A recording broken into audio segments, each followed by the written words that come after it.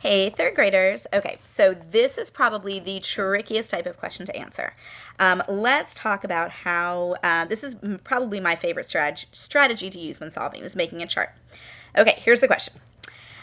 Winter break is oh so close. Yes, I'm so excited. Miss Whitford can't wait to relax in her cozy PJs and reading chair and read a good book. Yeah, that's all very true.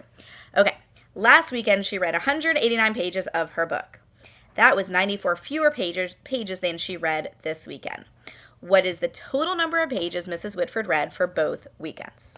All right, so I'm going to go ahead and highlight just this to say total number of pages for both weekends. So I know whenever I find out the 2 weekends, I need to add both of them together to get the total number of pages for both of the weekends. Okay, I'm not going to solve the whole thing for you, but I am going to get you started. So I think it's going to make sense for me to make a chart to show last weekend and this weekend. So LW is last weekend, TW is this weekend. Okay, let's go back and see what I know.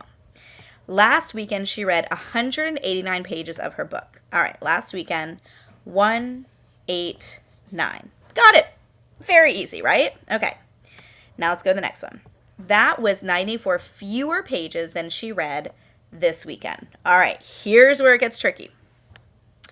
Fewer, another word for fewer is less. I'm just going to cross off fewer. I'm going to write less.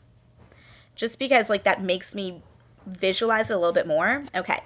When it says that 189 was less than this weekend. 189 was less than this weekend. So that means that this weekend must be more than 189. If last weekend was less, this weekend must be more. So I'm just going to put more. I'm going to put more in parentheses.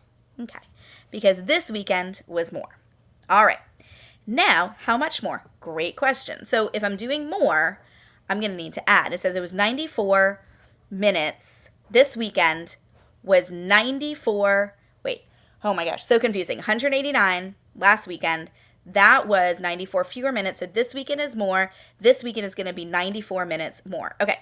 So that means I need to take 189 plus 94. Okay, got that. And I'm going to get whatever that answer is, that's going to be for this weekend. All right. But that's not my final answer, y'all, because the question says, what is the total number of pages that Mrs. Whitford read for both weekends? All right. Like I said, I'm not going to solve it for you, but if you already have this, and then you solve this, and you put it all together, that's going to get you the total amount that was read for both weekends. So I hope it gets you started. Now it's your turn to finish it.